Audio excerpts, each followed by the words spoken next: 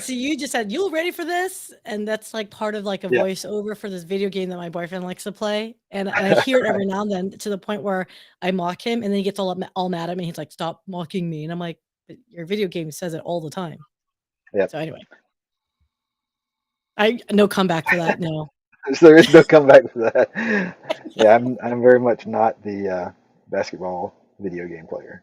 Oh, you know what's so funny? Because you're like, on Noonish, you're like the techie guy, and then Right. you've got You Jonathan you and think? Mark, and they're the sport people. But Mark's all about how's Mark doing these days with the whole crypto thing? Mark, hi. Um, he's good. I'm sure he's fine. Yeah, he's good. He's got it under control. Yeah, no, it's been I haven't been following it all that much, so I just know. There's I mean, there's Elon's not still much to pushing follow right Dogecoin, now. right? He's still pushing it, right?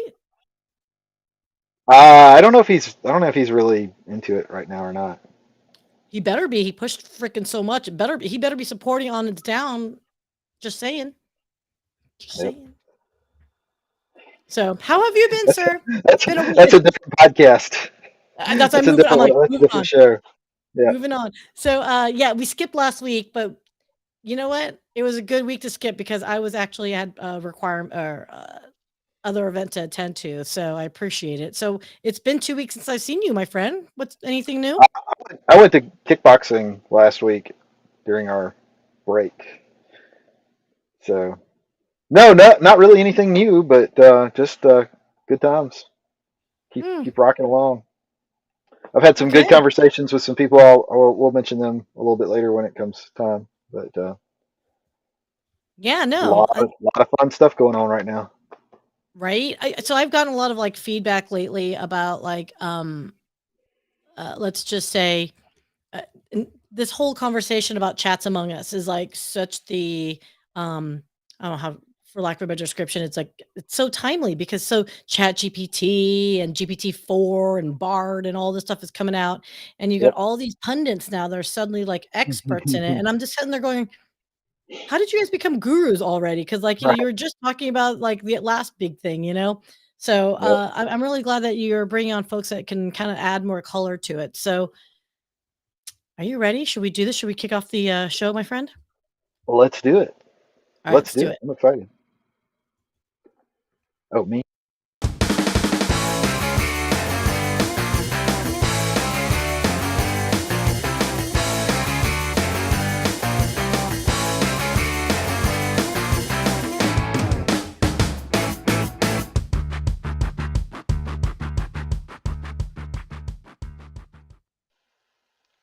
And we're back.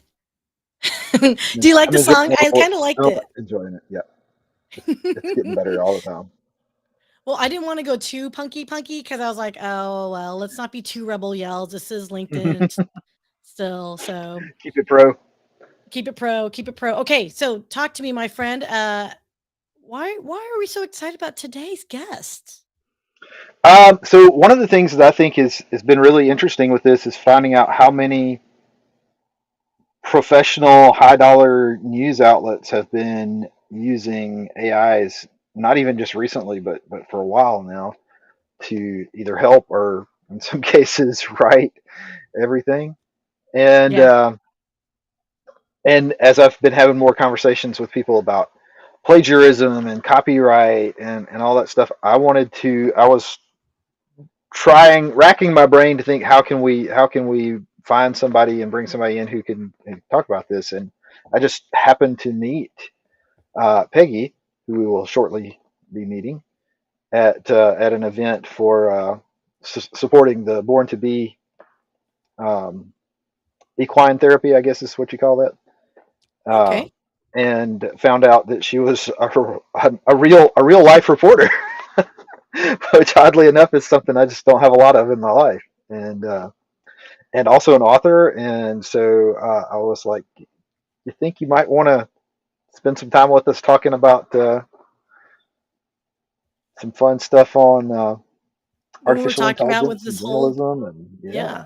Oh, it's such a So great perspective, and thank you for bringing this up because when we initially conceived about chats among us, like it wasn't like it was more of us just going, okay, great, let's see how many people jump on this bandwagon. What's the right, hype? Why is it so damn exciting for other people, etc. So, and that's where I think was really interesting, because you said, no, I know other people that are part of that whole ecosystem that's going to be affected by in a lot of different ways. And Right. so getting a real journalist, not us streamer peoples, I mean, it's a kudos to you, Jonas, like straight up. So would you like to kind of give a background of our friend, please? Yeah. So Peggy Hinkle-Wolfe. I hope I'm pronouncing and everything correctly since I've already been corrected twice. Uh, Peggy is a co-author of Between Now and Dreams. Uh, was a reporter for the Denton Record-Chronicle for 15 years, during which time she was covering the fracking controversy that was going on back in the 2000s. Big, big, big deal around here. And now still produces local news for KUZU, KUZU 92.9 FM, Denton's only nonprofit community radio station. Nice. Oh, nonprofit. Good to know. Yep. Oh, I'm always so fascinated about that whole nonprofit business and industry. So, I say, without further ado, let us, and Let's shall we, bring. bring our lovely, illustrious guest in. Hello.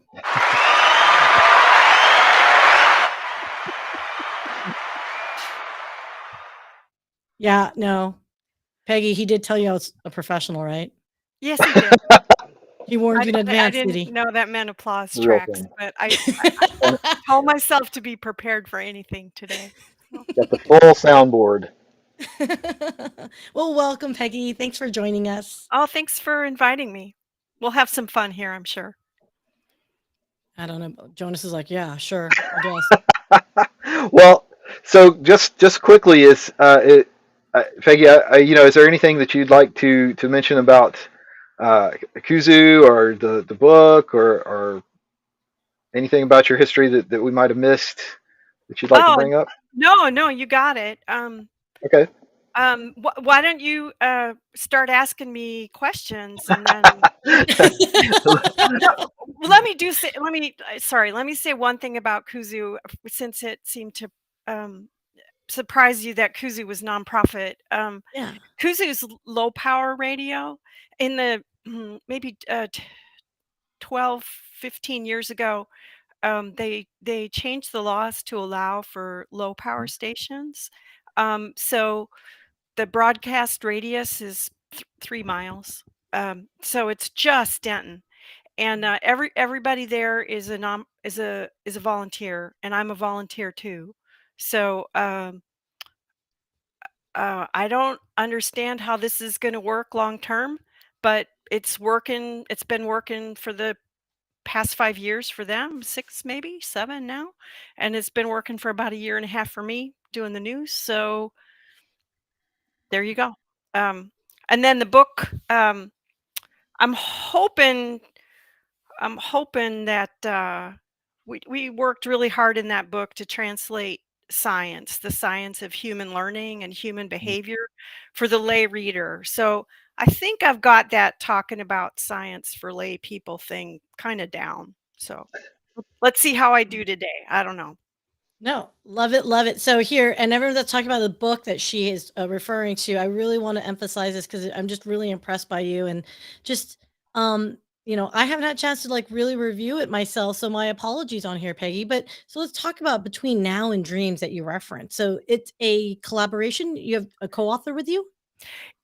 Yes, she's the brilliance behind it all. Shala Alai Rosales is a professor of applied behavior analysis at the University of North Texas, and she is very well known for taking the science and using it in a way that captures the joy and compassion that should be part of your parenting. Um, Obviously, for when you're parenting a child with a disability, it can be pretty challenging. And a lot of us parents who have raised a kid with a disability, and that's how Jonas and I met. It was at Born to Be, which serves people in the community with disabilities.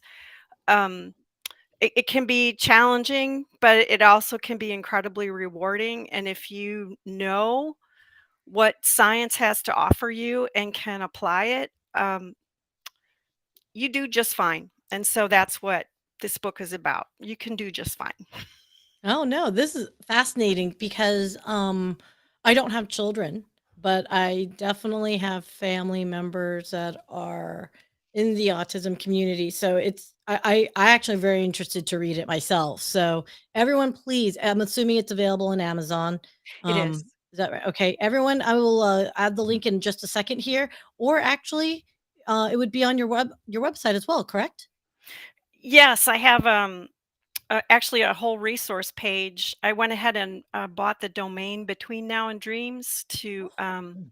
and redirected it to my personal website um, to give people some other resources that they might be able to make use of. So some study questions.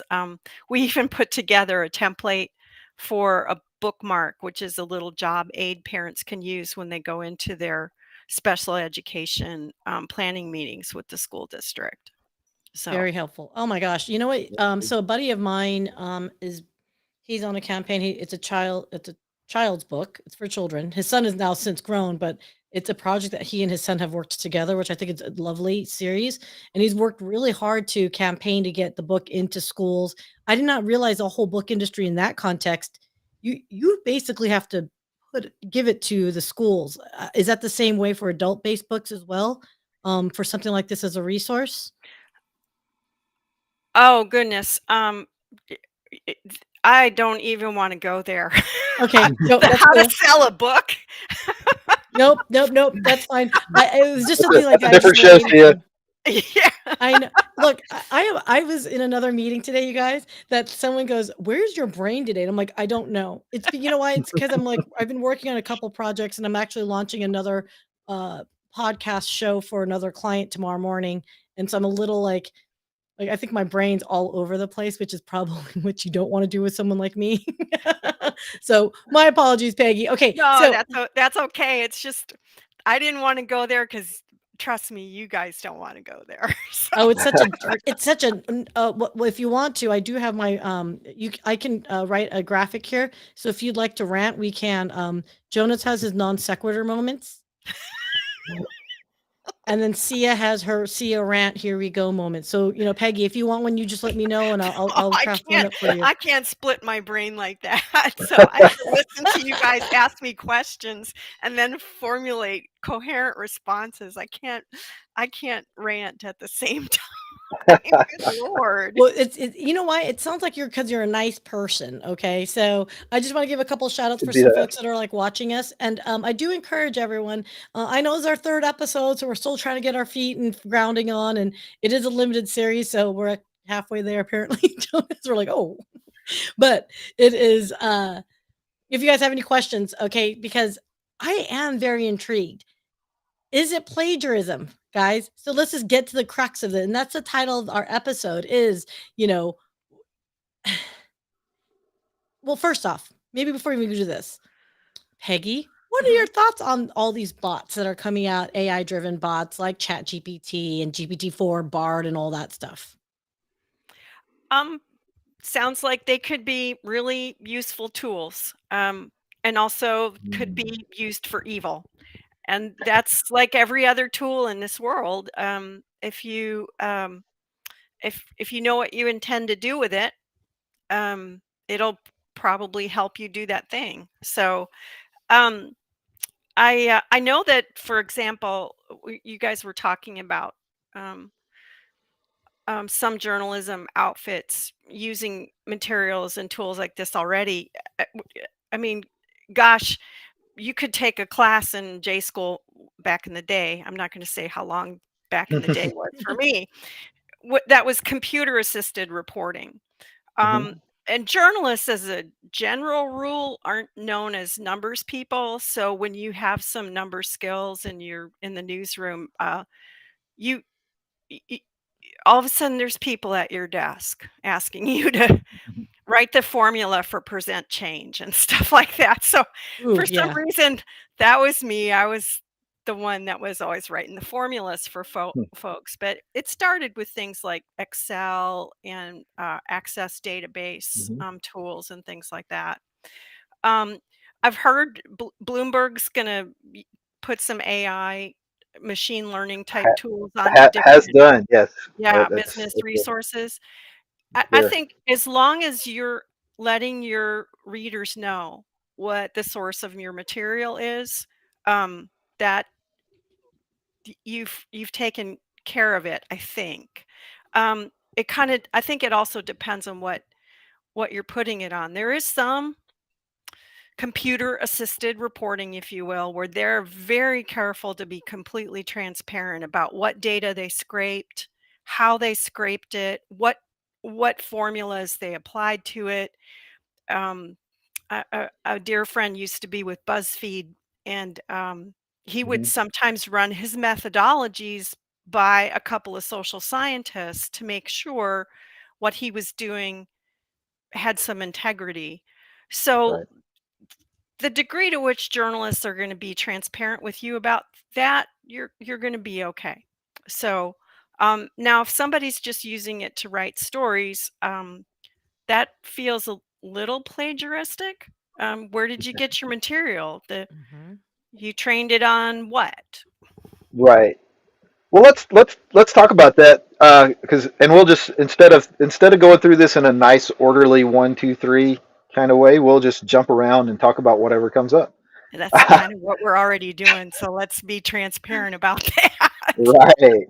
Oh, wait. I have had a lot of conversations recently about this, including so a wonderful couple, John Porter and Kristen Tippett, that host the main event AI for content creators, which is an audio only LinkedIn deal on Fridays, which I had never even heard of before, but it's pretty awesome. Mary Baker, I think, is the one who turned me on to that. So thank you for that, Mary. And she's in But the audience, by the way. yep, they are creative people, artists and writers themselves.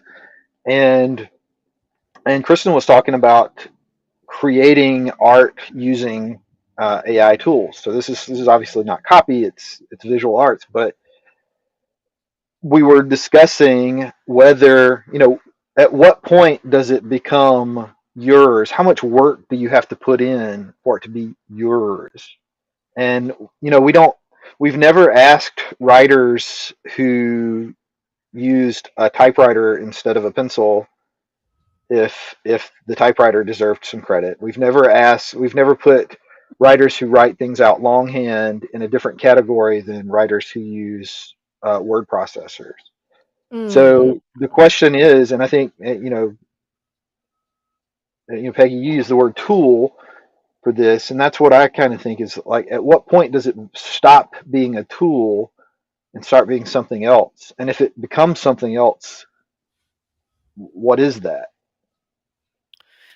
Well, it could be that we just have to figure out what the outer boundaries of all of that is. I think sometimes it's important to stop and remember what you're consuming and why in the first place. Mhm. So, I don't necessarily think of myself as a great consumer of uh, visual art, so I don't know that I could directly respond to your question by using visual art as an example. But I know that as a writer, um, I'll bristle quite a bit if Mhm. another outlet takes a story that was basically a story we conceived of. Mhm. Um, and I know in the academic world they'll bristle even more Mhm. because the idea is the thing. Right. But I also know, especially I learned this during the fracking days, is not no one person or one outlet can do it all. So if someone Mhm. takes the work you started and springboards off of it, Mhm. that's not plagiarism either. Um, but I think that journalism is we're asking a group of people with a certain amount of expertise to go out into the community and ask questions and um, sift through the answers, get the things that are most important, and then put them down on paper I think once a journalist stops thinking about their work and just says, "Okay, I'm gonna just ask," and there's some stuff in a newspaper that I suppose if you could figure out how to train your bot to read sports scores and do some writing, that probably is fine. Maybe. I don't know. If it's based on stats, I Well, mean, if you're like, gonna I but guess if you're gonna do stats, just do a chart. yeah. No, and They could have the I AI do think the chart. Yeah. okay, so can I ask a very uber basic question with journalism? And I did not take journalism classes, which it sound like a lot of fun. Not really. I had a friend that was a journal major, and I'm like journalist, and I was like, so and he's in cybersecurity. That's another question we can ask for another time. Why are there so many former journalists moving into cybersecurity? That's an interesting one. But anyway, so let me ask you this, Peggy, because um, I guess I don't understand, and you tell me if I'm just like out of crazy. Chat, I know you're going to answer that. Just whatever. Anyway, Peggy, ignore those people. Um, when you see like Associated Press, for example, right, and they do this like real quick write up, like 1 or 2 paragraph of something, right? It rained today, right? I see a lot of other outlets copying and pasting and taking that, and they will credit AP as a news source or whatever, but they create it as their own article and whatnot.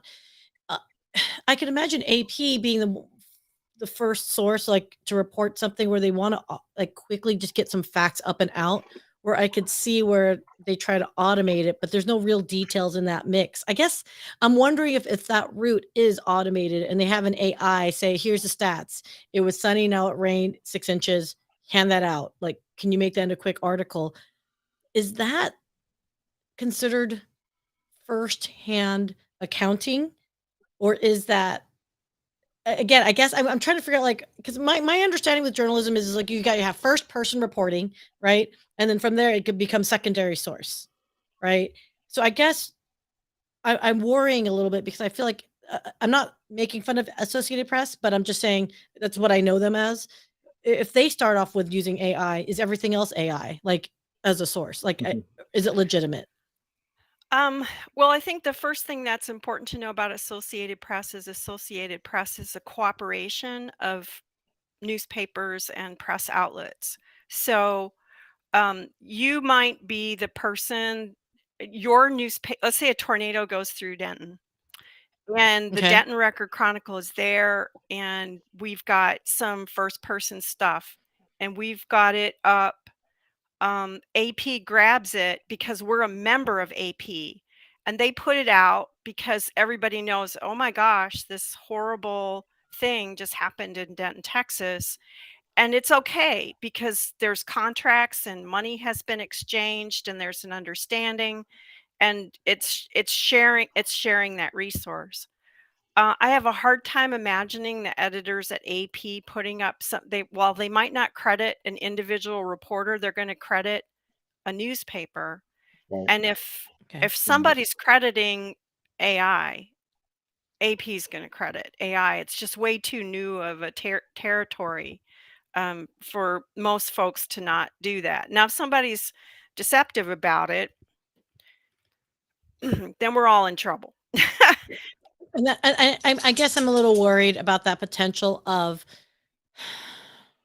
Okay, so I have the saying, and I apologize, Joyce. You just jump in. I'm on a roll today. I don't You even know are if I'm on a making roll. any sense right now. Uh, I have this theory that I feel like humans in general are inherently lazy in the context of if they can get something done quicker, they'd rather do that than actually do the research needed or get the discipline done to do the grunt work themselves. Okay. So I'm wondering, I'm trying to find some benefits here, people. I'm trying to be optimistic on this and I'm not feeling it. So someone help me see the value of why this is so amazing, because I feel like before we realize it, it's going to take over because we want it to be convenient for us. So I'm not seeing the good here. I'm just not. Well, So as someone who's worked in the business for 20 years, I have a hard time seeing how it could work taking over. Let's take one of the easiest jobs in the newsroom. Maybe that would be clerking. A whole bunch of press releases come in, and your sole job is to like turn them into calendar entries or little Mhm. short 2-sentence things. Invariably, these press releases come in with missing information because journalism is a human endeavor based on other human endeavors. So you can't write it because they forgot to tell you what time the event was, or they forgot to tell you the the address of the place where it is, or they just assume, I don't know, you could infer this stuff from the ether or something like that. Mhm. So you might have to uh, and that's why being a clerk was a full-time job for somebody, because they were calling people and saying, "We want to put Right. your information in the paper, but a bunch of stuff is missing." Now, on the other side of that, being a sometimes a lazy reporter, it's really actually very hard if you care about the work to be lazy, because it's a high wire act. You know that if you get something wrong, the phone's going to ring. Mhm. Mhm. And if you're the reporter with your name on it, you're going to get the call. If something else is wrong and they don't put someone's name on it, the editor knows they're going to get the call. So Right. I really think that I, I mean, there may be some churning type outlets that'll try to make it work, but the value of the information on those sites, I I mean, it won't be very good information. As soon as you know, I can't ever count on that website for the right phone number or the right date or the Right. right time, they're done. You can just burn people just so much with bad information, and then they walk out the door. I think, Yeah. I but to put it on some to have people using it as a tool, putting it on some things that you can digest faster. I used very crude machine learning tools to help me with open records requests that came back with Mhm. hundreds of pages. It's like, there, I'll still be working on this story next year if I have to read all this. Right. So, an OCR reader with some keyword Mhm. searches at least gets me a running start. Um, but it's still There's a a person concept doing the work. you touched on this a little bit with you mentioned the kind of the lowest rung in the department as an example, and there's a concept called the Moravec paradox or the Moravec principle, which is in artificial intelligence, which basically states that the things that we think of, that we as humans think of as being the complicated things that no machine could ever do, are the things that we find out that, oh, well, actually, that's pretty easy for the machines to do. And the things that we just take for granted and don't even think about doing are the things that the machines have the most trouble doing. And I saw in the comments somebody mentioned food service and self help, and I don't remember exactly how they phrased it, but putting feelings and heart into things, and things that we don't really think about. We don't even necessarily notice them when they're there. We just notice them when they're not there. And I think Mhm. that's one of the things that I've noticed with trying to use AI to help me edit things is if the AI rewrites it too much, it goes stale, and it looks like it was designed by committee, written by a committee, and it just has no Right. soul anymore. And uh, I think that's where we're going to see that the things that we thought were easy turned out to not be so easy after all. It just so happens we're really good at them. Well, I like that it makes us think about what we're doing, and we're not doing too many Absolutely. things on autopilot, and that we realize, uh, uh, I feel like I'm getting a little bit more in touch with my humanity. That could be because I'm getting really old. Um, maybe if I were confronting all of this in my 20s, I would have a different idea about it. But I've just seen enough things in the world change and kind of how they all fit in that I think eventually we'll figure it out. I hope we'll figure it out. I, I guess I cannot help but keep going back on the one major thing that makes us humans is the fact that we have the ability, apparently not right now, to communicate at more complex levels and depth and meaning behind not just words and grunts and tones and all that, but actually the words have some power and impact and connotation beyond the word itself. You know what I mean? And I wonder, I see brands, and I can't remember who made that comment earlier. I have seen brands that are inclined to automate. They will send out bots. I see a huge increase in these conversational bots on DMs, that's sliding in my LinkedIn right now. And I slide just into cannot DM. help but think, sliding in a DM, whoosh. How you doing?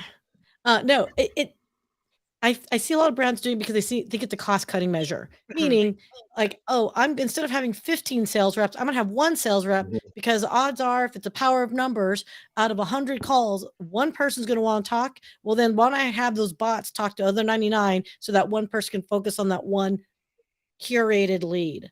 Um, do you think AI is this whole bots is going to accelerate that? And as we as a culture going to say, okay, So I'm cool with that. So hold again, abbreviations. hold that thought. Hold that thought, because I want to get Peggy's answer on this. But let me throw this out there, because this is a company that I actually worked with a little bit a couple of years ago, and I believe they actually do. I believe they actually do the helpline for like Blue Mercury and some other places that are known for high quality um, helplines. What they did was they don't replace people. They take the output from when you call in and you have a problem, and does it get solved, and does your if you're reporting that you're very satisfied with the outcome at the end of the call, very enthusiastic about it, they take the procedures and the text and everything from that call and feed it into this some kind of machine learning algorithm that then prompts everybody. So basically what they're trying to do is level everybody up to the level of whoever, what might be the same person, but it might just be one person handled it really well on that particular day. And so that's their thing, is to we're not replacing the people, we're just trying to give all the people the best tools to answer the questions in the best way possible all the time, which is, I think, it's a much better way of approaching the problem than to say, hey, let's see how many people we can get rid of. Mm. Passing the baton, sorry. You guys are too smart for me. I was sitting here thinking about this game I played with the kids. It was called 20 Questions, and Yep. it's the little egg, and you could do animal, vegetable, mineral with it, Right. and it would I mean, even you had to be dishonest to trick the computer. Um, but but I suppose there's a fair amount in our lives that you can just filter that way. And I don't mind. I don't mind if I'm referred to a frequently asked question document or some other, just so long as I can self-help a little bit. Mhm. But there are times when a person you need a person's help, and a bot just makes it worse. There've been times when I go, "Oh, I'm chatting with a bot," and you know Mhm. how to ask the question that tells you you're chatting with a bot, and then I just quit it. But I mean, can you imagine you've got some problem with the IRS or something, and you're chatting with a bot? Oh, good lord. I mean, some things we're doing are too high stakes, and they need the Uh-huh. other parts of human relationships to make it work. So, I hope AI helps us make that distinction. Um, I also wish life would get less complicated, but I know that's too much to wish for. So, I don't know if we've invented a tool for that yet. No, we haven't. But when we do, No. everybody's gonna. I do not want a smart fridge. I want a stupid fridge. All that Um, kind of stuff. So I want a from a refrigerator that technology, keeps stuff cold and cleans itself. that's what I want. Clean itself. Well, there was like back in the 50s, they thought by now we would be, watering like everything in our house would be water cleanable. So you just like spray the house down and you're like done and air dry it and you call it a day. That was like the big push back in the 50s, apparently. Yeah. But so I'm okay. So from a journalistic perspective, okay. So let's go back. And I know I had my question and we can move on for that for a second. And my background's in sales, Peggy. That's why I went immediately into that mode. So let me pull back here because if I am going to be doing research, if I'm a client, a prospect, and I'm looking at a company or I'm looking at news because I want to have a wonderful another chatty chat with my uncle and aunt about politics again because that's so much fun. I mean, we are a big group of demographics, right? You've got your silent generations that are still around. You've got the baby boomers. You've got Gen X. You've got you're talking about millennials, people Gen like a Zs. salesperson, just FYI. Sorting people like a salesperson, but that's okay. Boomer here. So Gen X. So okay, so here's where I'm wondering: are we just at that cultural shift? Okay, where this is the new technology, where the Gen Zs and millennials, younger millennials, zillennials are more inclined to say, "Yeah, let's go for it. It's our future. Let's embrace it." And then you've got the other end of experienced folks. I'll just call it that did not grow up with that kind of technology natively. That there's a resistance to it, and that we see, we think we distrust everything, but yet at the same time, because we're not familiar of, oh, I don't know, The Onion, for example, where there's like certain individuals quoting from Onion articles and they don't understand like that's part of, you know, it's a satire, not a real journalistic site. Like, I guess I'm struggling with as everyone starts dying out, and you're shifting, are we gonna recognize that The Onion is a satire account? Like, are we because if we're gonna allow AI to create even those Onion, articles, right? Because it's humor, it's satire. I'm freaking out a little bit here because now I don't know what to trust. Hmm. well, I mean, I feel that way. I'm old and have all the clues from the old stuff too, and I still don't know what to trust. So you have to have the tools to do that sifting. You guys are making me think that there should have been another chapter in our book about how to trust. But we do in our book, in Between Now and Dreams, we do have a whole section in the middle. It's about connecting, and it's the qualities of human relationships that move things along. Now, if you're raising a kid with autism, you're already kind of hamstrung because they're coming into the world and connecting to the world in a very different way than you are. You're not going to be able to do the because I said so kind of child rearing that your parents did with you.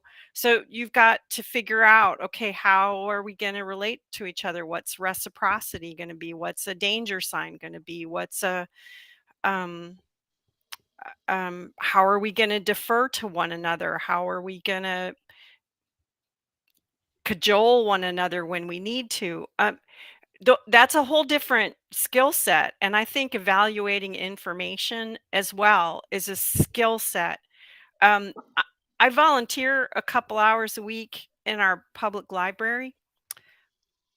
Those are some pretty nerdy people, but holy cow, do they know how to sift information? Mhm. Um, I think I think there's I think there's ways to get at that. I've heard I think I read a article recently that a school teacher decided to have their students prompt to chat GPT to write an essay and then Mhm. they all critiqued it together. I Right. mean, that's how you build that kind of resilience and skill is you just see how it works. I did that in journalism all the time. It's like, okay, well, I want to understand how this works. I'm going to just make myself be a guinea pig and we'll make it go. So, and then Yeah. No, it's very Trust interesting. but verify. Yeah, it is a little it is a little bit like that, but honestly, if you gotta verify, Robert, you probably don't trust. I'm just saying. So, Well, yeah. We can get Jordan Look, Solomon on here and talk about trust. That'd be a fun one. so Robert is a auditor. And so I could see where automation in a lot of different ways is to catch some nuances and, things that don't look right and all that good stuff. I mean, I could see that being something efficient. Here's a freaking novella, so it'll cover my face here, guys. But Yeah, I saw that one. so Nicole replied back with, "What are the advantages of AI? Drives down the time to perform a task." Again, I think automation is great. I think I think we need to clarify automation versus artificial intelligence, right? Like I think there's we need to define exactly what that looks like, because you get automation from a business corporate perspective, which is I'm like all for. Take away those mundane data entry tasks and all that stuff that could be done 24/7, as Nicole's novella here is articulating. But artificial intelligence, again, machine learning and anticipating and gathering data for that purpose, it makes me think we got to make sure we help educate the difference between that automation and Skynet, right? Because it's a big ass jump between the two. I think it's also important to know, what people call stuff and the meaning we give it. Mhm. Wow, I don't know, that came out so incoherent. But Well, I was let me thinking give an about example that maybe can help illustrate that, and how differently we perceive things based on. My wife is, as you both know, and w- she will use the word bizarre a lot, which sometimes strikes me, especially when she says it about me, strikes me the wrong way, because when I say bizarre, and when you probably would say bizarre, it has a bit of a negative connotation. In Mm-hmm. France, the same word, literally the same word, bizarre, but it just means, oh, that's a little weird, Yeah, unusual. Yeah. which is totally fine. I mean, if somebody says I'm a little unusual, I'll say, yeah, you're quite right, probably more than a little. But the fact that we have a different perspective on what that word means and where it should be used and what it should be applied to can make a huge difference in how the same statement is perceived. Is that kind of where you were going? Um, well, I love what you said. Where I was going was Totally I different. was going back to grad school with one of my journalism professors on qualitative research, and she talked about she had done some linguistic work, and she had Mhm. talked about how sometimes we can put some phrases and descriptions together, and they take on a life of their own. And at the time in Mm. that class, she was on a tear about this best-selling book called Starter Marriage. And it was it was Nice. basically the authors, I say the girl, that was kind of disrespectful, but it was the author's part memoir and part social exploration, and she was describing something that was not a phenomenon. It was not, but it happened to her. Mhm. She got married and it lasted less than 6 months, and it was mostly about the wedding, and they didn't have kids, and so they divorced, and it was a starter marriage for her. But there was no social phenomenon called starter marriage. Right. Um, but it can also be a little more difficult. So there's another phrase you hear out there quite a bit called memory care for um, nursing homes and assisted living. I didn't know it didn't have meaning until I worked on a story for the newspaper about a fellow in town who had um, a particularly nasty progressive mental illness. And there were some folks trying to get a placement for him, and it was turning out to be very difficult because nursing homes could turn him down at the beginning because they knew with what this man's diagnosis was that it was going to be brutal at the end. And I called the ombudsman down at the Texas Department of Health and Human Services to say, help me understand this a little bit better. And she was the one who educated me that memory care is a marketing term. It's not a description of the care that you get.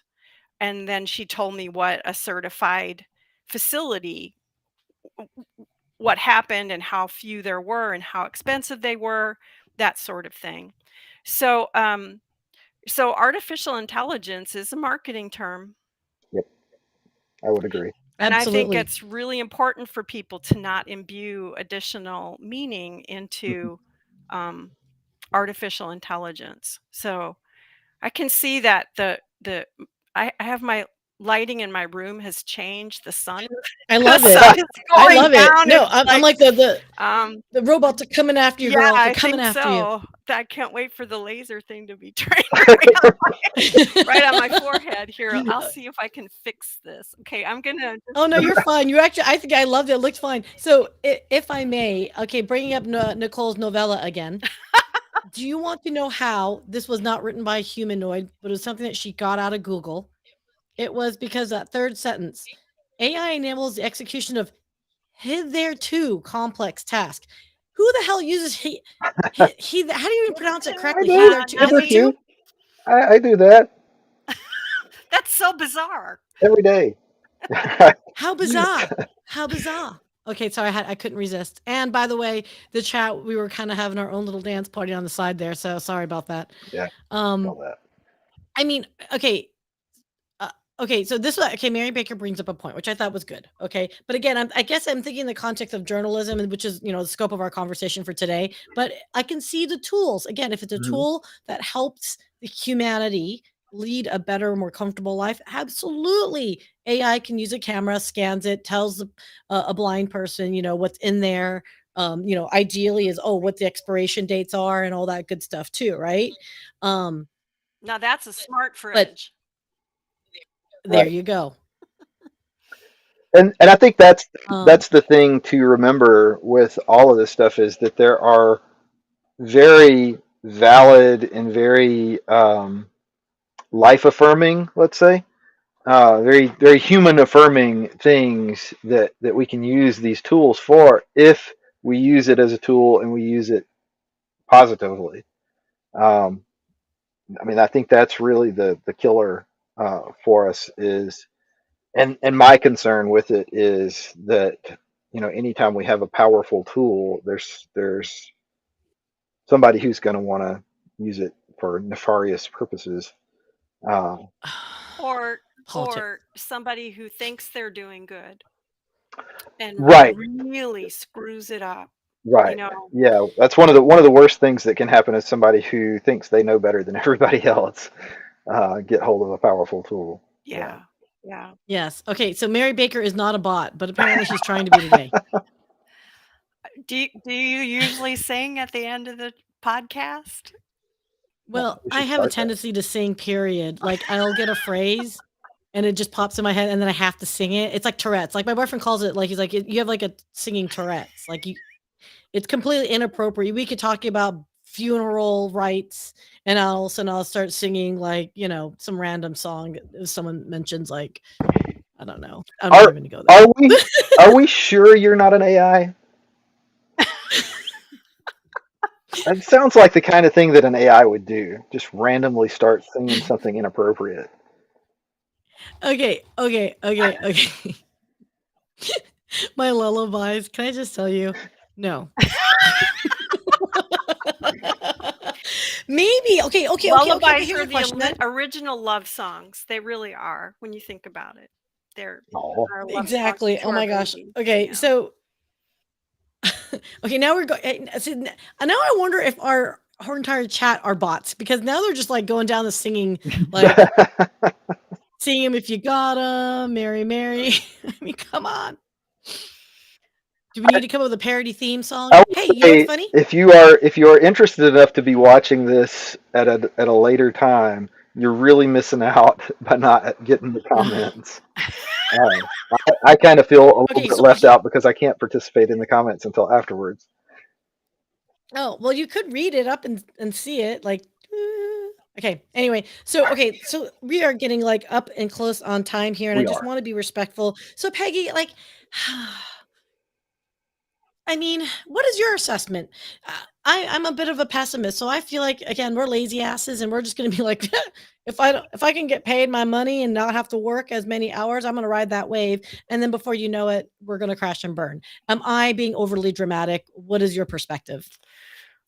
Well, I haven't messed with it, so I haven't made myself a guinea pig and gone to try to pass the bar or anything like that. So, but um, if it goes the way other things have gone, some really interesting things are going to happen, and then some questionable things are going to happen, and then there's going to be some court cases that are going to test the boundaries, and then we'll kind of figure it out. And you just hope you're not the person that is on the Mhm. wrong end of one of those tests, because that usually means a fair amount of pain and suffering. So Mhm. that's kind of a big 360 view, but it does seem like the pattern of how we bring technology in. And then if it's like, chemists who just kept unleashing all kinds of things, and then Mhm. I don't know, 20, 40 years ago, they realized they needed to have an ethics um, setup that says, maybe you need to develop your materials with an eye towards how they're going to persist in the environment. So I think the tech sector is really ripe for some serious ethical discussions, because they're starting to develop materials that they're just experimenting on the general population. I'm thinking Yeah. about assisted, It's autonomous vehicles. I mean, come on, people can die from Well, that, and it are was dying from that sort of. BASF. I think that BASF had the slogan at one time, "Better living through chemistry," that they have since backed off of.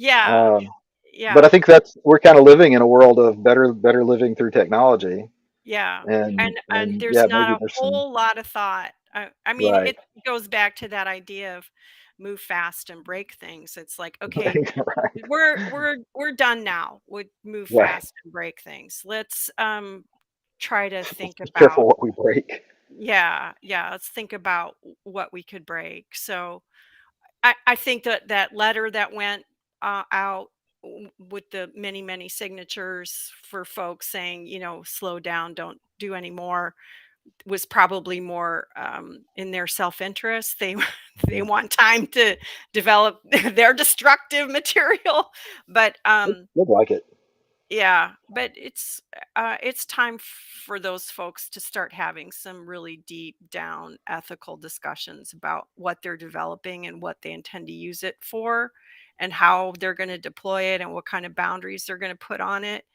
before they start experimenting on the general population. right? better than me. I'm just kidding. No, I'm kidding. Well, okay.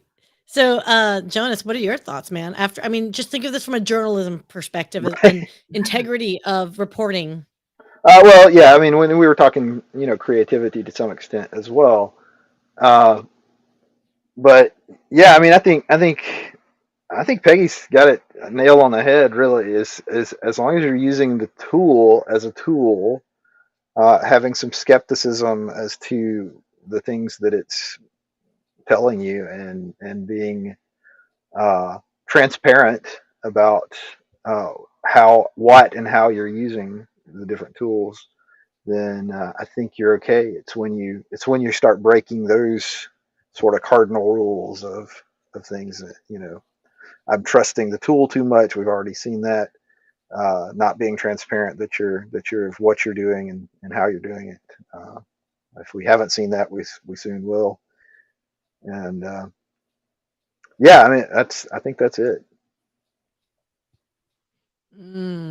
Well, I, on my final thoughts are this, because I think it's hilarious. And so thank you, Mary, for saying that this is Debbie Hanson. So Debbie,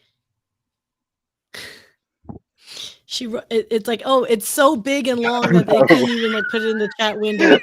So basically, she asked ChatGPT to compose a song for me with my name in it.